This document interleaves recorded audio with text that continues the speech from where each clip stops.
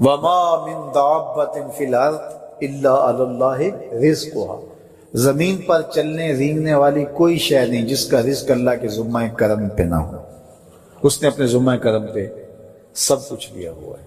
تو اللہ پر بھروسہ، اللہ پر توکل، یہ بندہ مومن کی زندگی کا جمال ہے، خوبصورتی ہے، اور مصیبتوں سے جان چھوٹ جاتی ہے، سارے معاملے اس کے سپرد۔ جب ساری چیزیں بندہ اپنے ذمہ رکھے کہ یہ بھی میں کرنی ہے، یہ بھی میں کرنی ہے، تو الجھا رہے گا۔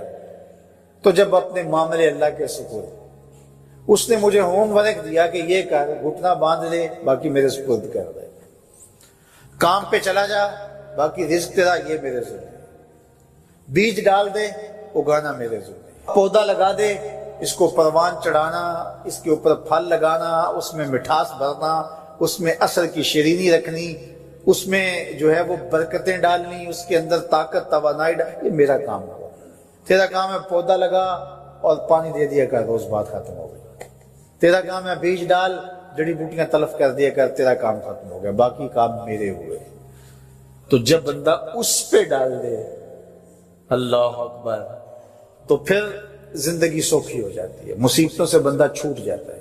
توکل زندگی کا خوبصورت اسلوب ہے۔ تو حضرت سہل بن عبداللہ تستری فرماتے ہیں کہ توکل یہ ہے کہ ایسے ہو جاؤ جس طرح غسال کے آگے میت ہوتی ہے تو غسال اس کو جدھر حرکت دیتا رہے وہ ادھر حرکت کرتا رہتا ہے، وہ نہیں کہتا کہ پہلے یہ دھو اور پہلے یہ صاف کر اور پہلے یہ دھو۔ غسال کا کام ہے، اسے پتہ ہے تیرا کام ہے جدھر وہ تیرا رخ پلٹے ادھر تو پلٹتا جا۔ تو کہا تو اس کا بندہ ہے اور وہ تیرا رب ہے، تیری ضروریات کو کیسے پورا کرنا ہے، کون سی چیزیں تجھے دینی ہے، کون سی نہیں دینی، کون سی چیز کب دینی ہے، یہ اس کا کام ہے۔ اس لیے تو جو اس کا حکم ہے اس کو پورا کرتا رہے، ایک مطیع فرما بردار بندے کی طرح، باقی تیری ضرورتیں اس کے ذمہ کرم پہ ہوئی، تیری زندگی سوکھی ہو، خام خواہ اپنے آپ کو مشقت میں نہ ڈال، یہ توکل ہے۔ اور حضور نبی رحمت صلی اللہ علیہ وسلم کا ایک فرمان سنیے جو حضرت عبداللہ ابن عباس رضی اللہ تعالیٰ عنہ سے مروی ہے کہ آقا کریم نے ارشاد فرمایا، یدخل الجنہ من امتی 70,000 بغیر حساب، میری امت میں سے 70,000 لوگ ایسے ہیں جو بغیر حساب کے جنت میں جائیں گے۔ اب وہ لوگ کون ہیں؟ هم الذین لا یسترقون ولا یتطیرون، یہ وہ لوگ ہیں کہ جو پھونک جھاڑ نہیں کرتے۔ یہ ناجائز پھونک جھاڑ، یہ وہ ہوتا ہے، وہ بابوں کے پاس رش لگا ہوا ہوتا ہے، وہ پتہ نہیں کیا کیا پڑھ کے پھونکے لگا رہے ہوتے ہیں، اور کچھ لوگوں کا تو کام ہی ہے انہیں ہر اتوار کو جانا ہی ہوتا ہے، اتنے مسائل ان کے ہوتے ہیں کہ بس جان نہیں چھوٹتی ان کی۔ اور ایسے جاہلوں کے پاس، ایسے نکموں کے پاس کہ جو شرکیہ کلمات پڑھتے ہیں۔ تو فرمایا جو 70,000 لوگ بغیر حساب کے جنت میں جائیں گے، یہ کون لوگ ہیں؟ فرمایا کہ یہ وہ خوش نصیب لوگ ہیں کہ جو ناجائز رقیہ نہیں کرتے، جو شرکیہ جھاڑ پھونک میں مبتلا نہیں ہوتے، نہ کرتے ہیں نہ کرواتے ہیں، ولا یتطیرون، اور بدشگونی بھی نہیں لیتے۔ بلی راستہ کاٹ گئی تو آج میرا کام خراب ہو گیا، آج صبح فلان نحس مجھے مل گیا تو آج جو ہے وہ یہ مسئلہ ہو گیا، آج یہ ہو گیا، آج یہ ہو گیا، انہی چکروں میں رہتے ہیں۔ بلی راستہ کاٹ جائے یا کتا کاٹ جائے، حتیٰ کہ خنزیر بھی کاٹ جائے تو کوئی فرق نہیں پڑتا، یہ جاہلانہ باتیں ہیں۔ تو کہا کہ ولا یتطیرون، اور وہ بدشگونی نہیں لیتے، وَعَلَىٰ رَبِّهِمْ يَتَوَكَّلُونَ، اور اپنے رب پر توکل کرتے ہیں کہ سب کچھ اسی کے اذن سے، اس کے حکم سے، اس کی مرضی سے ہوتا ہے۔ تو کہا میری امت میں سے 70,000 لوگ بغیر حساب جنت میں جائیں گے اور وہ ان خوبیوں کے حامل ہوں گے۔ تو اللہ پر توکل سیکھ لیں تو یہ دولت، یہ عظمت اور یہ سعادت نصیب ہوگی۔ حضور علیہ السلام نے ارشاد فرمایا، جس نے کسی شخص کی مصیبت کو دور کیا، کسی مومن کی تکلیف کو دور کیا، وہ تکلیف کسی بھی قبیل سے ہو سکتی، وہ بیماری تھی اس کے علاج میں مدد کی، اس نے کہیں جانا تھا سواری پہ بٹھا کے لے گیا، وہ بھوکا تھا اس کو کھانا کھلا دیا، اس کی جوان بچی تھی اور گھر کی دہلیز پہ بوڑھی ہو رہی تھی، اس نے شادی میں مدد دے دی. اس کی کوئی بھی تکلیف، کوئی بھی مصیبت جس میں وہ پھنسا تھا، اس سے اسے نکالا. اللہ تعالیٰ اس کے لیے دنیا اور آخرت میں آسانیاں پیدا کرتا ہے. اگر آپ یہ چاہیں کہ میری زندگی سہل گزرے تو لوگوں کی زندگیوں کو سوکھا کر دو. بعض اوقات ہمارے رویوں سے لوگ اوکے ہوتے ہیں. ایک بندہ مجھے کہنے لگا کہ بڑی پریشانی ہے، تو میں نے کہا اللہ کی مخلوق کے لیے آسانیاں پیدا کرو. تو اس نے کہا میں تو کسی کو کوئی تکلیف نہیں دیتا. میں نے کہا کہ آپ کے گھر کے سامنے گلی کتنی چوڑی ہے؟ تو وہ کہنے لگا 12 فٹ کی گلی ہے. تو میں نے کہا کہ آپ نے جو تھڑا بنایا ہے وہ کتنا آپ نے بنایا؟ کہتا 3 سیڑھیاں ہیں. تو میں نے کہا کہ یہ اللہ کی مخلوق کو تکلیف نہیں ہے؟ 12 فٹ کی گلی ہے، لوگوں کی بیچاروں کی کبھی گاڑیاں بھی گزرتی ہیں، جنازے بھی گزرتے ہیں، اور تم نے 3 سیڑھیاں اس گلی کے اندر رکھی ہوئی ہیں اور تم سمجھتے ہو کہ میں کسی کو تکلیف نہیں دے رہا. تم لمحہ لمحہ اللہ کی مخلوق کو تکلیف دیتے. اور تمہیں مدینے کی گلی کا واقعہ سنا. ایک عورت ہے مسجد نبوی میں نماز پڑھنے جاتی. یہ حضرت عمر کے دور خلافت کی کہانی. تو ایک نوجوان راستہ روک کے کھڑا ہو جاتا. ایک دن اس عورت نے رک کر کے کہا کہ میں کتنے دنوں سے دیکھ رہی ہوں کہ تم میرے راستے میں مزاحم ہوتے ہو، کیا ماجرا ہے؟ اس نے کھل کے بات کی کہ میں تیرا چاہنے والا ہوں اور تجھے حاصل کرنا میری زندگی کی معراج ہے، اور تیرے لیے آسمان سے تارے بھی توڑنے پڑے تو گریز نہیں کروں گا. اس نے کہا اچھا میری ایک شرط ہے. اس نے کہا بتاؤ، جلدی بتاؤ، لب کھولو، میں ابھی پوری کر دوں گا. کہا نہیں، چھوٹی سی بات ہے، 40 دن تک حضرت عمر کے پیچھے نمازیں پڑھ لو. اس کے بعد 40ویں دن کی آخری نماز کے بعد اسی وقت میں تمہارا انتظار کروں گی، پھر جدھر کہو گے چل پڑیں گے. کہا ٹھیک. یہ کون سی مشکل بات ہوئی؟ 40 دن نمازیں پڑھنے سے اگر تو مل جائے تو میرے لیے کون سا یہ مشکل معاملہ ہے. 40 دن حضرت عمر کے پیچھے نمازیں چلتی تھی. دل کی دنیا تبدیل ہوتی ہے. 40ویں دن کی آخری نماز کے بعد جب وہ نوجوان واپس پلٹنے لگا تو وہ لڑکی حسب وعدہ وہاں کھڑی تھی، لیکن اس نے دیکھا نہیں، یہ نظر جھکا کے گزر رہا ہے. اس نے کہا جانے والے توجہ کر، میں تیرے لیے کھڑی ہوں. کہا خیر سے کھڑی رہو. عمر نے دل کا تعلق رب سے جوڑ دیا. اگر میرے پیچھے ایک بندہ 40 سال نماز پڑھتا رہے اور اس میں تبدیلی پیدا نہ ہو تو پھر مجھے شرم آنی چاہیے کہ نہیں آنی چاہیے؟ یار یہ تو میں ایک امام کی بات سنائی ہے. آؤ تمہیں دلی کے ایک مانگت کی کہانی سناؤں. دلی کی جامع مسجد کی سیڑھیوں پہ ایک مانگنے والا بیٹھا ہوا ہے. ایک بہت بڑا انگریز افسر مسجد کی وزٹ کے لیے آیا. اس نے ہاتھ پھیلا دیا. اس نے اپنی جیب سے پرس نکال کر کے چند روپے اس کی جیب میں رکھے. دوبارہ جب پرس ڈالنے لگا تو پرس گر گیا. اس مانگنے والے نے وہ پرس اٹھا کے سنبھال لیا. خیر کچھ وقت گزرا. 1 سال کے بعد دوبارہ وہی افسر اس مسجد کی زیارت کے لیے، مسجد کو دیکھنے کے لیے، سیر کے لیے دوبارہ آیا. تو فقیر نے پہچان لیا کہ یہ وہی ہے. اس نے کہا بابو جان ذرا 2 لمحوں کے لیے رکنا. کہا کیا ماجرا ہے؟ کہا بس 2 لمحوں کے لیے.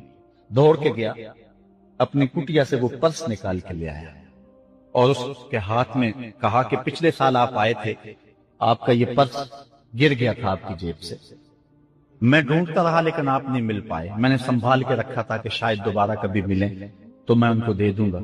اس کی آنکھیں پھٹی کی پھٹی رہ گئی.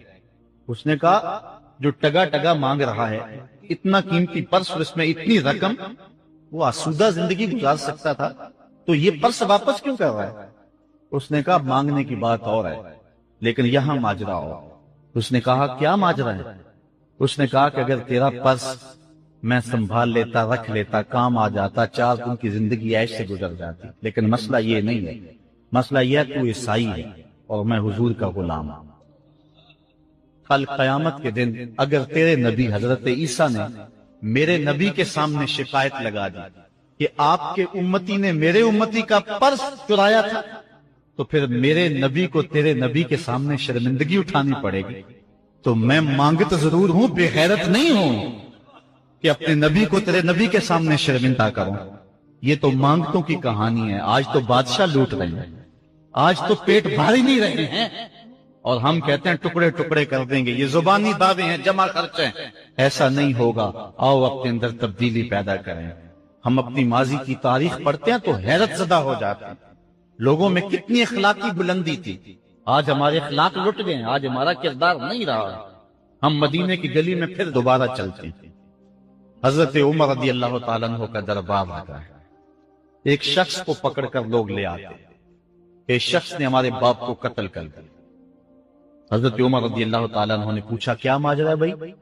اس نے کہا جی واقعہ میں ان کے باپ کا قاتل ہوں، لیکن میں نے قصداً قتل نہیں کیا، ہوا یہ کہ میں ایک مسافر ہوں، جا رہا تھا، راستے کے اندر سب چراگاہ تھی، میرا اونٹ بھوکا تھا، اس چراگاہ میں داخل ہو گیا، اس کے بوڑھے باپ نے پتھر اٹھایا اور میرے اونٹ کو مارا، اس کی آنکھ نکل گئی، مجھے بڑا غصہ آیا، میں نے وہی پتھر اٹھا کر اس کے باپ کو دے مارا، لیکن وہ ایسے ٹکانے پہ لگا کہ اس کا باپ فوراً فوت ہو گیا۔ میرا قصد اور ارادہ نہیں تھا، لیکن بہرحال میں اس بات کا اقراری ہوں کہ میں نے اس کے باپ کو قتل کر دیا ہے، آپ جو حکم سنائیں میں اس کو قبول کروں گا، لیکن میں ایک مہلت مانگتا ہوں کہ میرے دوست، میرے بھائی کی کوئی رقم میرے ذمے ہے، میرے پاس اس نے امانت رکھی ہوئی ہے اور وہ مجھے پتا ہے کہ میں نے کہاں چھپا کے رکھی ہے، اگر آپ فیصلہ کر دیتے اور میری گردن کاٹ دی جاتی ہے تو وہ امانت جو میں نے رکھی ہوئی ہے سنبھال کر کے، میرے علاوہ کوئی جانتا بھی نہیں ہے، تو وہ اس تک کون پہنچائے گا؟ اگر آپ مجھے 3 دن کی مہلت دے دیں تو میں جا کر کے اس کی امانت اس کو واپس کر کے پھر واپس آؤں گا، پھر یہ پھندا پھانسی کا میں اپنے گلے میں ڈلوانے کے لیے تیار ہوں۔ حضرت عمر رضی اللہ تعالیٰ عنہ نے فرمایا کہ کوئی شخص تیری ضمانت دے دے تو ہم تجھے چھٹی دینے کے لیے تیار ہیں۔ اس نے دائیں بائیں دیکھا، پورے مدینے میں اس کا کوئی شناسہ ہی نہیں تھا، واقف ہی نہیں تھا، ایک اجنبی شخص تھا۔ حضرت ابو ذر غفاری کھڑے ہو گئے، کہا حضرت عمر میں اس کی ضمانت دیتا ہوں۔ ضمانت دے دی گئی، وہ چلا گیا۔ تیسرے دن وعدے کا جو وقت تھا، لوگ جمع ہو گئے، دربار لگ گئے، ابھی تک آنے والا نہیں آیا۔ لوگوں نے کہا ابو ذر تو نے غلطی کی ہے، ایک اجنبی کی ضمانت دی اور ابھی تک وہ نہیں آیا، اور میاں صاحب فرماتے ہیں ایک بار جو کھائیں اڑ جاندے اور پھر کدی نہ پھنستے، ظاہر ہے وہ چلا گیا، واپس تو نہیں پلٹ کے آئے گا، اسے پتا ہے کہ آگے سیدھی سیدھی میری موت ہے، تو تم نے یہ کیا غلطی کی؟ خیر آپ نے فرمایا کہ اگر وہ نہ آیا تو یہ پھانسی کا پھندا میرے گلے میں ڈال لینا، لیکن بہرحال میں نے اس کی ضمانت دی۔ کچھ عرصہ بیتا کہ دور سے گرد و غبار اڑتا ہوا دکھائی دیا، جب صورت واضح ہوئی تو وہی شخص تھا۔ حضرت عمر فاروق رضی اللہ تعالیٰ عنہ کے دربار میں کھڑا ہو کہنے لگا حضرت کسی وجہ سے تاخیر سے پہنچا ہوں، معذرت چاہتا ہوں، اب جو حکم ہے پورا کیجیے۔ حضرت عمر رضی اللہ تعالیٰ عنہ اس کے پھانسی کے احکامات جاری کر چکے تھے۔ آپ نے فرمایا کہ ابو ذر یہ بتا کہ تو نے اس کی ضمانت کیسے دی جب تو اسے جانتا نہیں تھا؟ تو سنو حضرت ابو ذر غفاری نے کیا کہا ایک اجنبی میرے محمد کے مدینے میں پناہ مانگ رہا تھا اور اس نے چاروں سمت دیکھا اور کوئی شخص نہیں تھا جو اس کو امان دیتا اور اس کی ضمانت دیتا، تو میں نے اس لیے ضمانت دے دی کہ نہ بھی آیا تو اپنی جان چلی جائے گی، کل کو یہ تو نہیں کہے گا کہ محمد کے مدینے میں کسی نے ضمانت مانگی تھی، پورے شہر میں کوئی ضمانت دینے والا نہیں تھی۔ اس کو کہا کہ انہوں نے تو ضمانت دے دی، میاں اب تو بتا کہ تو چلا گیا تھا، تجھے جانتا کوئی نہیں تھا، نہ پلٹ کے آتا تو تجھے کوئی پوچھنے والا نہیں تھا، تو تو نے یہ دوبارہ موت کے منہ میں کیوں اپنا سر رکھا ہے؟ تو اس نے کہا کہ میں نے کہا کہ ایک اجنبی کی ضمانت اس ایسے شخص نے دی ہے جو مجھے جانتا بھی نہیں ہے، اور اگر میں نہ گیا تو لوگ قیامت تک اجنبیوں پر بھروسہ نہیں کریں گے کہ اجنبی یوں سلوک کیا کرتے ہیں۔ تو حضرت عمر رضی اللہ تعالیٰ عنہ اس کے پھانسی کے احکام جاری کیے، تو جن کے باپ کو قتل کیا تھا وہ بیٹے کھڑے ہو گئے، کہنے لگے تاریخ کی کالک ہم اپنے منہ پہ ملیں گے، ہم بھی اپنے باپ کے قاتل کو معاف کر دیتے ہیں۔ یہ ہماری تاریخ ہے، یہ ہماری کہانی ہے، لیکن آج ہم کس جگہ پہ کھڑے ہیں اور کیا ہماری صورتحال ہے؟ نہ ہمارا کردار رہا اور نہ ہمارا کوئی تشخص رہا۔ آج ہم نے اپنا تشخص بھی مٹا کے رکھ دیا، اپنے طرز زندگی بھی بدل دیا، نہ ہماری باطن کی وہ روشنی رہی، نہ ظاہری وہ صورتیں رہی کہ ہم پہچانے جائیں کہ حضور کے غلام ہیں، بلکہ آج بھانت بھانت کی بولیاں بول رہے ہیں۔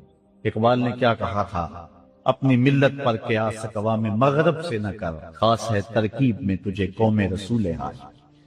بلکہ آج فیشن کے طور پہ یہ کہا جاتا ہے جی آج کل دین پہ چلنا بڑا مشکل ہے، یہ آپ بھی سنتے ہوں گے، لوگ کہتے ہیں جی آج کل دین پہ چلنا بڑا مشکل ہے۔ یہ کون کہہ رہا ہے؟ جو مسجد میں آتا ہے تو موسم کے مطابق گرم اور سرد پانی دستیاب ہے، اس کے لیے ماحول ہے، اس کے لیے خوبصورت قالین بچھے ہوئے ہیں، مخملی مسلے رکھے ہوئے ہیں، جو نرم اور گداز مسلوں پہ پیشانی رکھ کر کے سجدہ کرتا ہے، وہ بطور فیشن کہہ رہا ہے جی آج کل دین پہ چلنا بڑا مشکل ہے۔ میں اس کے جواب میں کہا کرتا ہوں میاں تیرے لیے مشکل ہے یا کربلا والے حسین کے لیے مشکل تھا؟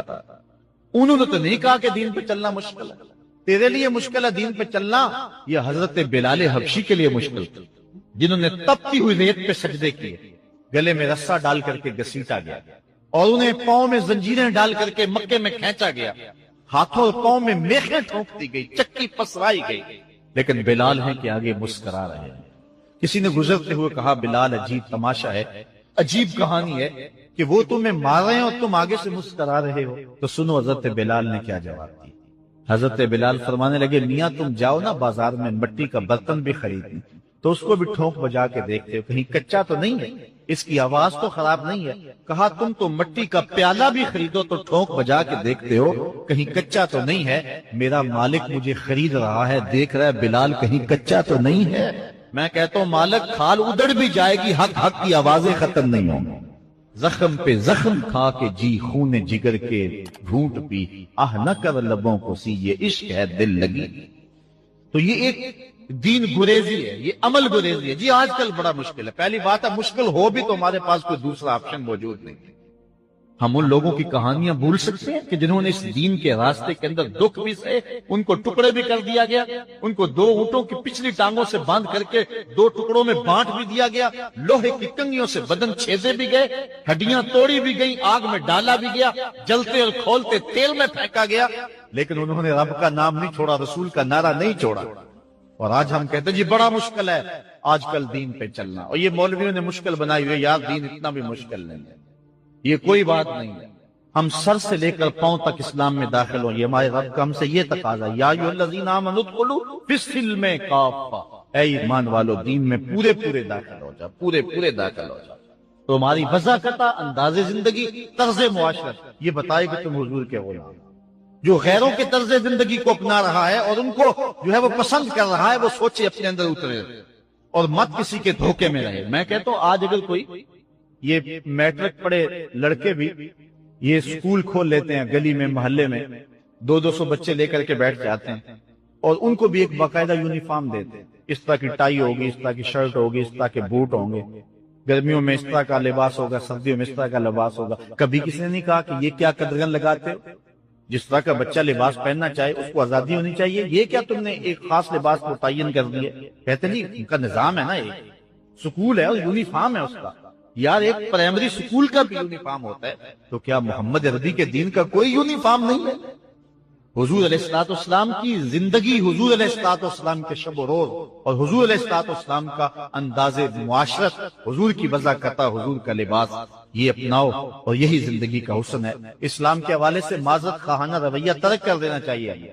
اور آج ہمارے جو ہے وہ محراب و منبر کے جو وارثین ہیں انہوں نے بھی مسالت کر لی ہوئی ہے، یہ کوئی بات نہیں ہے۔ اسلام صرف زبان سے اسلام کہہ دینے کا نام نہیں ہے، چمی گوئم مسلمانم بلرزم کہ دانم مشکلات لا الہ۔ جب میں کہتا ہوں میں مسلمان ہوں تو کانپ جاتا ہوں، اس لیے کہ لا الہ الا اللہ کے تقاضوں کو سمجھتا ہوں۔ جب بیعت عقبہ ثانیہ ہوئی ہے تو حضرت اسد بن زرارہ کھڑے ہو گئے، جب صحابہ حضور سے بیعت کرنے لگے 70 تعداد تھی ان کی، تو حضرت اسد بن زرارہ خزرجی کھڑے ہو گئے اور ان کو کہا کہ اے انصار، ان سے بیعت کرنے سے قبل سوچ لو، یوں ہی بے توجہی میں ہاتھ نہ بڑھا دینا، بے خبری میں یوں ہی ایسے ہی ہاتھ نہ بڑھا دینا، پہلے سوچ لو۔ بیعت کرنے کا مقصد یہ ہے تمہیں جو ہے وہ وقت کے جبر کے ساتھ پورے عرب کے ساتھ ٹکر لینا ہوگا، جو بھی کفر کے نظام کا حصہ ہے تم اس کے ساتھ ٹکراؤ کرنا ہوگا، اور حتیٰ کہ تمہاری کھال بھی ادھیڑ دی جائے گی، سخت تلواروں سے تمہارے کلیجے چبائے جائیں گے، اگر تم اس کے لیے تیار ہو تو پھر آؤ بیعت کرو۔ یہ نہیں ہے کہ بس تم کہہ لو کہ ہم مسلمان اور بس کافی ہے، نہیں، چمی گوئے مسلمانم بلرزم کہ دانم مشکلات لا الارا۔ آج ہمیں اس سمت بھی آنے کی ضرورت ہے، اس انداز سے دیکھنے کی ضرورت ہے کہ ہم سر سے لے کر پاؤں تک اسلام کے سانچے میں آئے۔ ہمارے اصلاح کے حوالے سے ایک اہم پوائنٹ جس پر میں آپ کی توجہ دلانا چاہتا ہوں وہ یہ ہے کہ فرائض و واجبات کو ترجیحی بنیادوں پہ رکھیں۔ آج بطور مسلم ہمارا جو رویہ ہو چکا ہے، ہم مستحبات اور مباحات کے پیچھے پڑے ہوئے ہیں، اور اس کے مقابلے میں جو سنن، فرائض اور واجبات ہیں ان کی پرواہ چھوڑ چکے ہوئے۔ دین میں کتنے امور ہیں جو صرف مباح کی حد تک ہے، کر لو تو ٹھیک، نہ کرو تو پھر بھی ٹھیک، اور کتنے امور ایسے ہیں کہ جو صرف استحباب کے زمرے میں آتے ہیں۔ لیکن ہم کتنی چیزوں کو اس انداز سے گلے لگائے ہوئے ہیں کہ جس کا فرض ہو، اور اسلام کے اہم فرائض اور اسلام کی اہم واجبات ان کو ہم ترک کیے ہوئے۔ ساری رات ہم محفل میں جاگ لیں گے، فجر کی نماز نہیں پڑھیں گے تو کیا فائدہ؟ ہم حضور علیہ السلام کے میلاد پہ جھنڈیاں بھی لگا لیں گے، سب کچھ کر لیں گے، لیکن حضور علیہ السلام کی سنت سیرت کو ترک کر دیں گے، تو بتاؤ کہ اس سے کیا حضور کی رضا میں حاصل ہو جائے گی؟ ہاں، اگر فرائض کی ادائیگی کے بعد ان کاموں کو کرو تو یہ تمہارے لیے بہتری کا سامان ہے۔ اور اس پر ایک دو روایات آپ کے سامنے رکھوں۔ ایک طرف حضور علیہ السلام سے محض محبت کا دعویٰ ہے، اور ایک حضور علیہ السلام کے دیے ہوئے دین کو اور حضور علیہ السلام کے پیغام کو اپنانا ہے، بلکہ ایک طرف اپنی طرف سے اظہار محبت ہو وہ سچائی ہو، اور دوسری طرف حضور کا حکم ہو تو حکم ترجیح پا جائے گا۔ حضرت عبداللہ ابن رواحہ رضی اللہ تعالی عنہ یہ حضور علیہ السلام کے درباری شاعر ہیں۔ ویسے تو 34 سے 35 لوگ حضور علیہ السلام کی باقاعدہ نعت خوانی کرتے تھے، ویسے تو ہر صحابہ حضور کا نعت خواں تھا، لیکن یہ باقاعدہ حضور کی ثنا کیا کرتے تھے۔ لیکن 3 اصحاب جو ہیں یہ خاص طور پہ حضور علیہ السلام کے درباری نعت خواں کہلاتے ہیں، حضرت کعب بن زہیر، حضرت حسان بن ثابت اور حضرت عبداللہ ابن رواحہ رضی اللہ تعالی عنہ۔ حضرت عبداللہ ابن رواحہ کو حضور نے حکم دیا کہ صبح فجر کی نماز کے بعد ہی تم لوگوں کو لے کر کے فلاں جنگ کے لیے نکل جانا۔ اب یہ بات سمجھ میں یہاں آ رہی ہے کہ حضور علیہ السلام کے نعت خواں صرف نعت خواں ہی نہیں تھے، وہ مجاہد بھی تھے، وہ تلوار بھی اٹھاتے تھے، وہ جنگیں بھی کیا کرتے تھے۔ اور حضرت عبداللہ ابن رواحہ جن کا یہ میں تذکرہ کر رہا ہوں، یہ جنگ موتا کے اندر ان کی شہادت ہوئی۔ یعنی یہ نہیں ہے کہ صرف زبانی دعویٰ اور جو ہے وہ عمل نہیں ہے، حضور علیہ السلام کی حرمت پہ حملہ ہو اور میدان کے اندر کوئی شخص نہ آئے اور اسٹیج کے اوپر جتنے مرضی دعوے کرتا رہے، اس کے دعوے قبول نہیں ہوں گے۔ تو اب حضرت عبداللہ ابن رواحہ رضی اللہ تعالیٰ عنہ کا عمل دیکھیے، نعت خواں بھی ہیں اور مجاہد بھی ہیں۔ حضور نے فرمایا عبداللہ ابن رواحہ ان لوگوں کو لے کر صبح چلے جانا۔ حضرت عبداللہ ابن رواحہ کے پاس تیز رفتار گھوڑا تھا، آپ نے سب لوگوں کو صبح رخصت کر دیا، لیکن خود رک گئے، اس لیے کہ دن تھا جمعے کا۔ سوچا کہ دوبارہ پتہ نہیں حضور سے ملاقات ہو نہ ہو، جنگ پہ جا رہے ہیں، حالات کیا ہو، اس لیے میں بعد میں تیز رفتار گھوڑے سے ان لوگوں کے ساتھ مل جاؤں گا، رک جاتا ہوں تھوڑی دیر، حضور کے پیچھے جمعہ المبارک کی نماز ادا کر لیتا ہوں، یہ اعزاز بھی مل جائے اور وہ حکم تھا وہ بھی پورا ہو جائے۔ حضرت عبداللہ ابن رواحہ رضی اللہ تعالی عنہ نے نماز جمعہ ادا کی۔ حضور علیہ السلام نے فرمایا، اے عبداللہ بن رواحہ، میں نے تمہیں حکم دیا تھا کہ صبح تم چلے جانا، لیکن تم یہاں موجود ہو۔ عرض کی حضور میں نے یہ عزم کیا ہے کہ میں ان کے ساتھ شامل ہو جاؤں گا، لیکن رکا اس لیے ہوں تاکہ آپ کے ساتھ جمعہ المبارک پڑھنے کی سعادت حاصل کر لوں۔ اب یہ سعادت چھوٹی نہیں تھی، حضور علیہ السلام کی اقتداء میں نماز، اور وہ بھی نماز جمعہ، کتنی بڑی سعادت ہے۔ لیکن حضور نے کیا فرمایا سنیے، اور اس مختصر سی بات سے بہت کچھ سمجھیے۔ حضور نے فرمایا، لو انفقت ما فی الارض جمیعا ما ادرکت فضل غدوتہم۔ اے ابن رواحہ، اگر تو اس کے ضمن میں اگر جو ہے وہ محبت کے مظاہر بھی سامنے آ جائیں تو اس میں کوئی قباحت نہیں ہے۔ اور اس پر روایت حضرت عبداللہ بن قراد رضی اللہ تعالی عنہ سے، اور یہ صحیح بخاری میں موجود ہے، کہ آقا کریم علیہ السلام نے وضو فرمایا، اور وضو کا پانی زمین پر صحابہ گرنے نہیں دیتے، اپنے منہ پہ اور اپنے چہروں پہ مل لیتے ہیں۔ تو آقا کریم علیہ السلام نے فرمایا، ما یحملکم علی ھذا، صحابہ تمہیں اس بات پر کس شے نے ابھارا ہے؟ میرے وضو کے پانی کو جو تم زمین پر نہیں گرنے دیتے تو اس کا سبب کیا ہے؟ تو حضرت عبد الرحمن بن قرات کہتے ہیں کہ صحابہ نے کہا قالوا حب اللہ و رسولہ، اللہ اور اس کے رسول کے پیار نے ہمیں اس بات پہ ابھارا ہے۔ تو حضور علیہ الصلوۃ والسلام نے جو ارشاد فرمایا اس عمل سے نفی نہیں کی، لیکن ساتھ حضور نے فرمایا جو چاہتا ہے اللہ اور اس کا رسول اس سے پیار کرے اور وہ اللہ اور اس کے رسول سے پیار کرے، اسے تین چیزوں کا خیال رکھنا چاہیے۔ ایک، جب بھی بولے سچ بولے، اور جب بھی اس کے پاس کوئی امانت رکھے تو امانت کو ادا کرے، اور اپنے ہمسایوں کے ساتھ حسن سلوک کرے۔ یعنی اگر وہ اس مظاہرہ محبت میں شامل ہو گیا اور حضور کے وضو کا پانی اس کے ہاتھ سے مس ہو گیا اور اس نے برکت سے اپنے منہ کے ساتھ مل لیا ہے، تو اس کا یہ مطلب نہیں ہے کہ جو باقی اعمال ہیں ان سے ان کو چھٹی مل گئی۔ یہ مفہوم ہے اس حدیث کا۔ اگر کوئی بندہ محفل میلاد منعقد کر لیتا ہے، دیگر امور مستحبات کی ادا کرتا ہے، تو اس کا یہ مطلب نہیں ہے کہ اب نماز نہ پڑھے اس کو کوئی پرواہ نہیں ہے، وہ بخشا گیا ہے، جس طرح کہ آج کل ہمارے صنع خان جو ہے تاثر دیتے ہیں کہ جو محفل میلاد میں آ گیا وہ بخشا گیا۔ اللہ تعالیٰ چاہے اس کے لیے کوئی مشکل نہیں ہے، لیکن جو دین ہے اس دین کو ہلکا کرنے والی بات ہے۔ بلکہ آج کل تو ممبر و محراب پر جنت و دوزخ کا مذاق اڑایا جا رہا ہے۔ ایک بندہ کہہ رہا ہے کہ ہوئے تو کیڑی جنت کا کرنا ہے تذکرہ۔ میں نے کہا میاں اسی جنت کا جس جنت کے لیے حضور لمبے لمبے ہاتھ اٹھا کے دعا مانگا کرتے تھے اور فرماتے جب اللہ سے مانگو تو جنت الفردوس مانگو۔ اور ایک بولا کہ مجھے دیکھ کر جہنم کو بھی آئے پسینہ۔ ہمارے استاد فرمایا کرتے تھے بیٹے تیرے منہ میں آج طوطی بولتا ہے جو مرضی کہہ لے، یہ تو کل قیامت کے دن پتا چلے گا کہ پسینہ کس کو آتا ہے، تجھے آتا ہے یا جہنم کو آتا ہے۔ ایک بولا کہ قبر دا خوف دے دے کے لوکی مینو ڈرانے نے، لوگ کو نہ ڈرانے والے، تبشیر اور تنذیر یہ نبی کا منصب ہے، نبی کی شان ہے، مبشر اور نذیر یہ نبی کی شان ہے۔ حضور نے ڈرایا بھی ہے، حضور نے بشارت بھی دی ہے، لیکن اس بات کا منبر پہ بیٹھ کر کے تمسخر اڑایا جا رہا ہے اور لوگوں کو بے عملی کی طرف لے جایا جا رہا ہے۔ اس لیے آپ اس بات پہ غور کریں، اس بات پہ توجہ کریں۔ قیامت کے دن یہ لوگ کام نہیں آئیں گے، یہ پلہ چھڑا جائیں گے اور کہیں گے کہ جو ہے وہ ہم نے ان کو نہیں کہا تھا، بلکہ جو بت جن کو لوگ پوچھتے ہیں اور جن لوگوں کی لوگ پرستش کرتے ہیں وہ بھی کل قیامت کے دن کہیں گے کہ ان کو عقل نہیں تھی، ان کو سمجھ نہیں تھی، تو وہ عذر مقبول نہیں ہوگا کہ ہم ان کے کہنے پہ جو ہے وہ پوجا شروع کی۔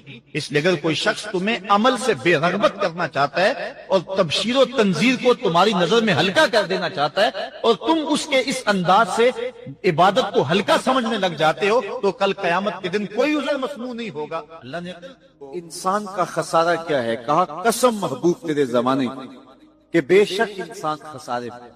ویسے آج کا انسان تو خسارہ مانتا نہیں، اپنے عمل سے رویے سے وہ اس بات کا انکار کرتا ہے میں تو خسارے میں نہیں، میں تو ہواؤں کی توش میں اڑتا ہوں، میں تو پانی کی تہ میں اترنے کے فن سے آشنا ہوں، میں تو ایٹم کا کلیجہ شک کر دیا، میں تو چرخ پہ گھومتا ہوں، میں تو پانیوں کو مسخر کر دیا، میں تو ہواؤں کو اپنی قید میں کر دیا، میں تو چاند کی چھاتی رون چکا ہوں، میں تو مریخ کے سفر کی تیاریوں میں ہوں۔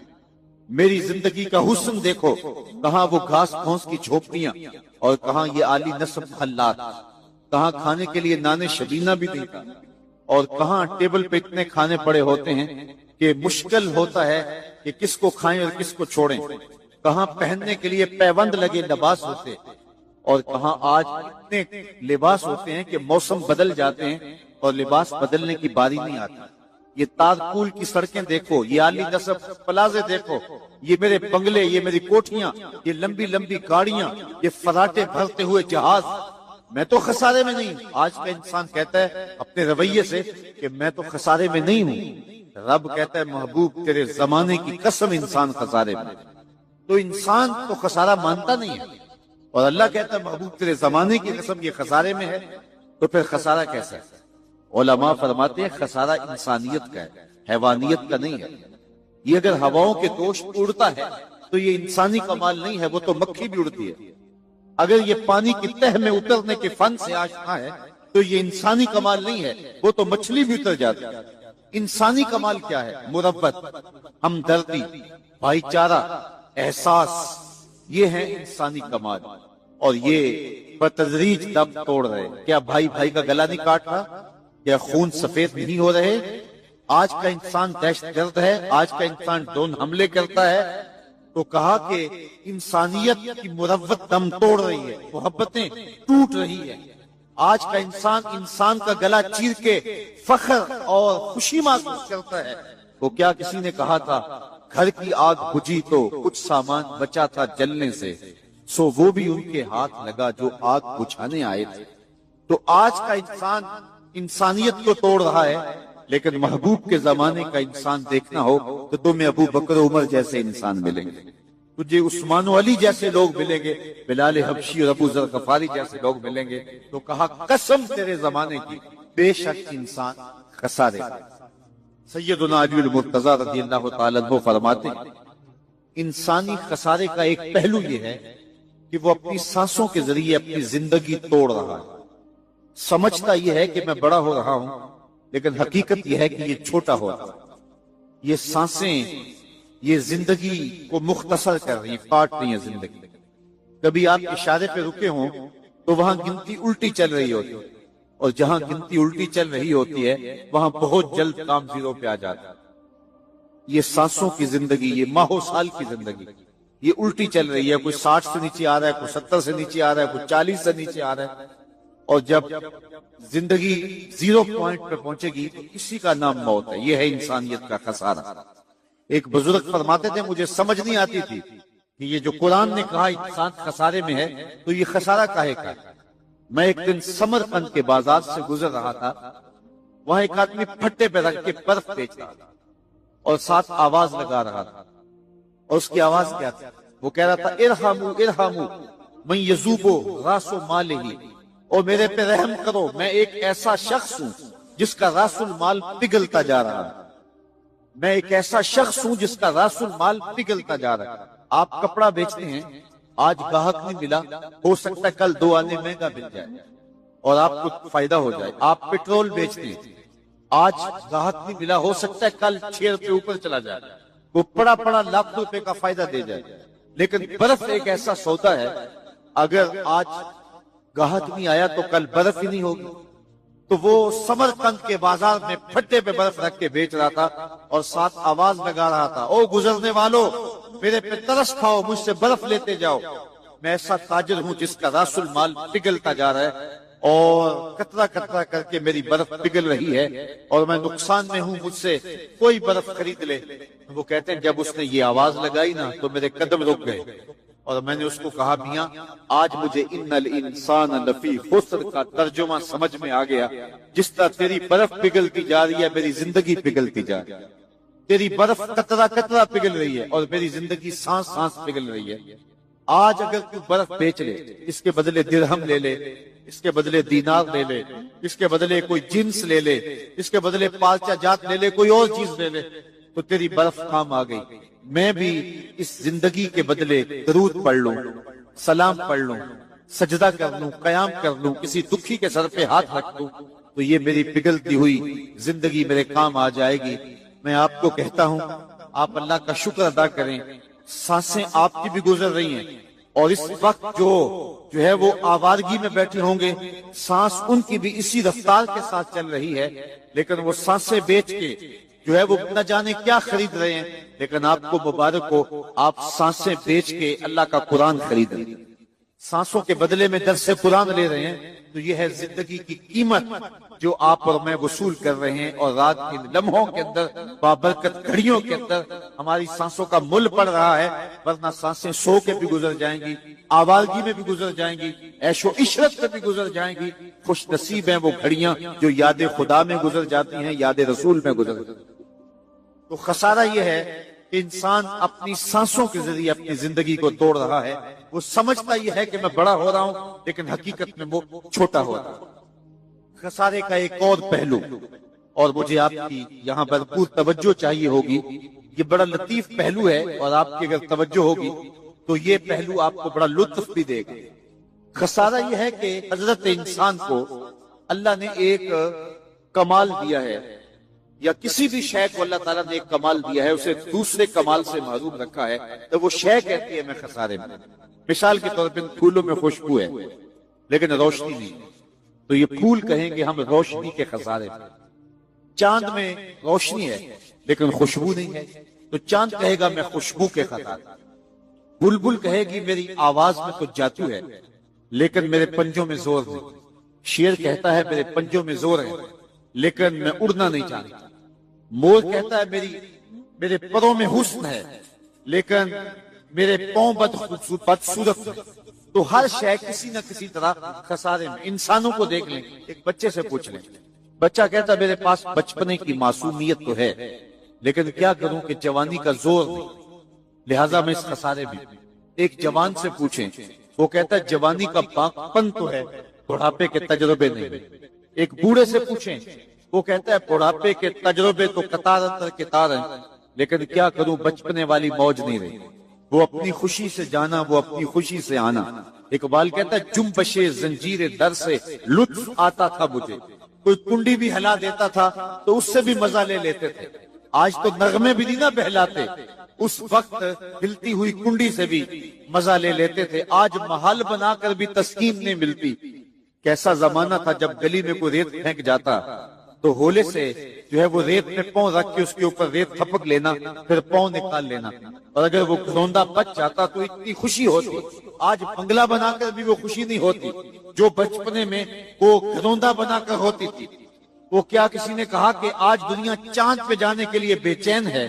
کیسا زمانہ تھا کہ بچپن میں جب ہم خود ہی چاند ہوا کرتے تھے, اپنے جل جانے کا بھی احساس نہیں تھا, جلتے ہوئے شعلوں کو چھیڑا کرتے تھے. اب تو ایک آنسو بھی باعث رسوائی ہے, بچپن میں جی بھر کے رویا کرتے تھے. وہ کیسا زمانہ تھا, وہ کیسی گھڑیاں تھی, روٹھ جاتے تو منانے کے لیے کیا ہوا کرتے تھے لوگ. وہ کیا مزے تھے. کسی نے کہا یہ دولت بھی لے لو, یہ شہرت بھی لے لو, بھلے چھین لو مجھ سے میری جوانی, مگر مجھ کو لوٹا دو بچپن کا ساون, وہ کاغذ کی کشتی, وہ بارش کا پانی. تو ایک بوڑھے سے پوچھے, وہ کہتا ہے بڑھاپے کے تجربے تو ہیں لیکن بچپنے کی موج نہیں رہی. وہ کاغذ کے جہاز اور وہ کاغذ کی کشتیاں, وہ زمانہ بچپن کا, لہٰذا میں اس خسارے میں آ گیا ہوں کہ وہ بچپن کی موج نہیں رہی, وہ حسن نہیں رہا. ایک عالم سے پوچھیں, وہ کہتا ہے علم کا نور تو ہے لیکن سحر کی سسکیاں نہیں ہیں. ایک شب زندہ دار سے پوچھے, وہ کہتا ہے سحری کا رونا تو ہے لیکن علم کا جمال نہیں ہے. تو ہر شے کسی نہ کسی خسارے میں ہے. کسی کو خوشبو کا خسارہ, کسی کو روشنی کا خسارہ, کسی کو جوانی کا خسارہ, کسی کو معصومیت کا خسارہ. لیکن اگر تمہیں شوق آ جائے کسی ایسی ذات سے ملنے کا جس میں کوئی خسارہ نہ ہو, حسن کی ساری شوخیاں اور جمال کے سارے کرینے ایک پیکر میں ڈھونڈنا چاہتے ہو, تو رب کہتا ہے آؤ مدینے کی گلی میں آ جاؤ, میں نے ایک ذات محمد عربی کی ایسی بنائی ہے جس میں کوئی خسارہ رکھا ہی نہیں ہے. اس نے یوسف دم عیسیٰ ید بیضا داری, آنچ خوباں ہما دارت تنہا داری. تم نے پھوٹتے جھرنوں کا حسن دیکھا ہوگا, تم نے بہتی ندیوں کا جمال ملاحظہ کیا ہوگا, تم نے ساون کی رتوں کے مزے لیے ہوں گے, کوسے قضا کی رنگینیاں اور دھنک کی شوخیاں تم نے دیکھی ہوں گی, اور تم نے تتلی کے پروں میں قدرت کی سنائی اور کاریگری دیکھی ہوگی, مور کے پروں میں قدرت کی مینا کاری کے رنگ دیکھے ہوں گے, تم نے معصوم بچے کی مسکراہٹ اور بوڑھے کے بالوں کی سفیدی بھی دیکھی ہوگی, تم نے ساون کے نٹڑتے بادل بھی دیکھے ہوں گے, پھوٹتے جھرنے اور بہتی ندیاں تم نے ملاحظہ کی ہوں گی. لیکن یہ سارے حسن اور سارے جمال ایک جگہ میں مجتمع دیکھنا چاہتے ہو, تو رب کہتا ہے وہ میں نے ایک ہی ذات محمد عربی کی بنا دی. کائنات حسن جب پھیلی تو لامحدود تھی, اور جب سمٹی تو تیرا نام بن کے رہ گئے. قسم محبوب تیرے زمانے کی, بے شک انسان خسارے میں. اچھا, خسارے سے کچھ بچا ہوا بھی ہے؟ رب نے جو خسارے کی بیماری حضرت انسان کو لگ گئی, تو اس کے بیان کرنے کا مقصود کیا تھا؟ کیا انسان کو خوف زدہ کرنا مقصود تھا, یا اس کو یہ خطرناک مرض بتا کے اس کو علاج کی طرف متوجہ کرنا مقصود تھا؟ جس طرح کسی مریض کو کینسر ہو جائے تو ڈاکٹر حکیم حاذق اسے بتاتا ہے کہ تجھے یہ موذی مرض لگ گیا ہے, تو اس کا یہ مقصد کبھی نہیں ہوتا کہ اس کی زندگی کی جو چند سانسیں ہیں ان کو بھی میں اوکھا کر دوں, بلکہ اس کا مقصد یہ ہوتا ہے کہ اس خطرناک بیماری سے آگاہ کر کے اس کو علاج کی طرف متوجہ کروں, تاکہ یہ پرہیز کر کے اپنی بیماری کا علاج کر سکے۔ میں حضرات آپ کی توجہ چاہوں گا، میرے رب نے یہاں انسان کو لگی ہوئی بیماری جو خسارے کی صورت میں لگ گئی ہے اس کو بیان کرنے کا یہ مقصود ہے کہ اس کو علاج کی طرف متوجہ کیا ہے، اور وہ علاج بھی قرآن مجید کی اسی صورت کے اندر بیان فرما دیا کہ انسان تجھے خسارے کا مرض لگ گیا ہے، اور اگر تو خسارے سے بچنا چاہتا ہے تجھے میں علاج بھی دیتا ہوں، الا الذین آمنوا، خسارے سے بچنا ہے تو میرے محمد عربی کا دامن پکڑ لے، کیونکہ ایمان حضور سے وابستگی کرنا، حضور سے تعلق کے خاطر کرنا، تو اس لیے کہا الا الذین آمنوا، ساتھ علاج بھی بتایا۔ اگر تو چاہتا ہے کہ میں خسارے سے بچ جاؤں تو علاج یہ ہے کہ میرے محبوب کے دامن سے وابستہ ہو جا، پھر خسارے سے بچ جائے گا، خسارہ تیرا کچھ بگاڑ ورنہ حالات کا جبر تجھے پیس کے رکھتے۔ میں یہاں ایک سادی سی مثال دیا کرتا ہوں، کسی زمانے میں چکی سے آٹا پیستے تھے اور آج وہ دور نہیں رہا۔ چکی کے دو پتھر ہوتے ہیں، ایک نیچے والا ساکن و جامد اور اوپر والا متحرک، درمیان میں خالی جگہ ہوتی ہے جہاں کلی لگی ہوئی ہوتی ہے، اور اس میں دانے ڈالتے ہیں، ہمارے علاقے میں سے کالا کہتے ہیں، اور پھر چکی کو کھماتے ہیں، تو جو دانے ان پتھروں کے نیچے آ جاتے ہیں وہ پس جاتے ہیں، اور جو کلی کے ساتھ جڑ جاتے ہیں وہ بچ جاتے ہیں۔ رب کہتا ہے محبوب تیرے زمانے کی قسم، بے شک انسان خسارے میں ہے، بچے گا وہی جو تیرے دامن سے جڑ کے رہے۔ تو خسارے سے بچنا چاہو تو حضور کے دامن سے وابستگی اختیار کرنا ہوگی۔